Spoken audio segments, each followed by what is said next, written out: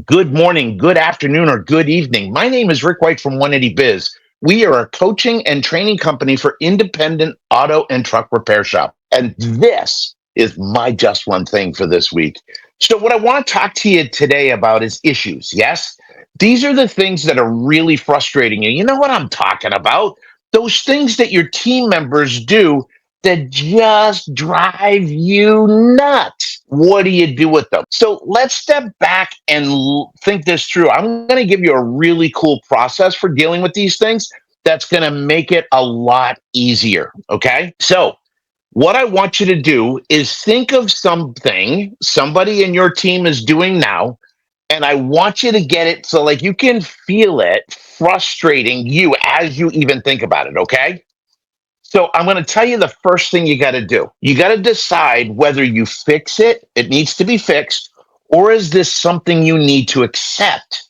In other words, there are going to be some things that your team members do that don't have an impact on the business, and they're either a behavioral kind of, different styles, your behavioral styles clash, and it's not working out, like that. It feels bad for you. Think about what frustrates you and then ask yourself, does it affect the shop? If it doesn't, I'm going to suggest it's something you need to accept. And a lot of times, what you're going to find is you're going to find that it's actually something either you do that upsets you, or it's just a clash between personality behavioral styles. I was dealing with this last week with a manager, and we talked it through, and it made sense. So the first thing you got to do is decide, does it affect the shop? Yes or no? If it's a yes, then we're going to go down our path. But if it's a no, I'm going to suggest that it's an opportunity for you to accept the differences in other people. So that's the first thing. So now let's say it is something you got to fix. Let's say it's something you have somebody on the front counter that has a body odor issue. Boy, would that be a tough conversation to have. Let me show you how you're going to do this. Number one, you're going to sit the employee out, down. And if it's a body issue, odor issue, you might want to do it outside. But anyway, I digress. What you want to do is sit down and you want to name the issue. Okay? You want to name the issue. Now, the best way to start a conversation that's uncomfortable is to let them know you're about to have an uncomfortable conversation and you are uncomfortable.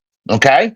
So it could sound something like this. Hey, listen, Joe, we need to have a tough conversation right now. And I got to be honest with you, I'm kind of uncomfortable about this, and I'm nervous because I really care about you. You're a great member of our team, and I know this is something we can work on, but I know it's going to be hard. And I know that if you and I can work on this together, we can really make a difference. Okay, so you name the issue and let them know how you feel. Label how you feel. Okay, so you're going to name the issue, and it's going to be, Joe, listen, we're getting complaints from both the staff and clients about a body odor issue. It's affecting the business, is affecting the way people are coming, and seeing the shop. And so the first thing I'm going to do is I'm going to name it, and then I got to explain why it matters. Okay? We had someone that you drove home a couple weeks ago that they complained about the odor. And that's, man, that's a problem. And I know that must be uncomfortable and really embarrassing sometimes if you're not aware of it, and that might be the case. I don't know. But this really matters because we've got to be able to work together, and we've got to be able to not get distracted by things that really it's not there. You know what I mean? We got to make this better. So that's what you do. You go through that. So let me give you the steps. Number one, you got to decide, fix or accept. Number two, you name the issue. Number three, you explain why it matters. Why does this make a difference to the shop, to the team, to the client? Okay. Now, next step is to get them to commit to correcting with a due date. Don't just say, okay, you're going to get better in the future. right? You want to make sure there's a due date to this. Hey, man, we got to get this addressed this week, okay? And then let's keep it going. All right. So this is super, super important. So decide, name the issue, right? Explain why it mattered, get them to commit to correcting it with a due date, and then don't stop there. Give them the resources, okay, as well as the gift of follow up and feedback, okay? So, what you want to be able to do is get them to commit. So, listen, can we get this taken care of like today? And can I get a commitment from you? Can you help me understand what's going on? These are all things that you can ask so that you can see it from their perspective. Maybe there's something going on. Um, I'll give you an example. I can use deodorant, but I can't use antiperspirant. If I use antiperspirant, I break out in a terrible rash, but I can use deodorant. Okay. So maybe finding one, talking to a doctor and finding one that's hypoallergenic or something like that, if that's a health issue, but doing something that makes it better. Okay. And then coming up with that resource, right? With the resource. And then you want to give follow up and feedback. What do I mean by that? When you're getting somebody to correct an action, you want them to do something differently. You don't just walk away and let them figure it out. You work on it together so that you can come up with a plan together. Okay. Then you follow up. And what I mean by that is every single time Joe comes in smelling like a rose, figuratively speaking, you want to make sure you say thank you. I see you and I notice you. I notice the improvement. Thank you.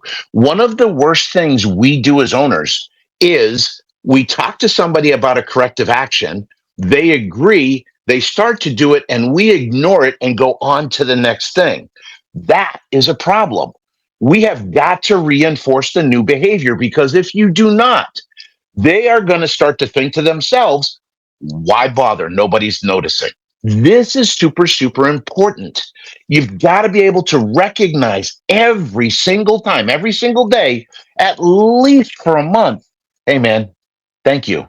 Thank you for caring enough to make a difference. I really appreciate you. You're a great part of our team. That's what you want to be able to do. So you want to recognize as your follow up every single time, reinforce the new behavior.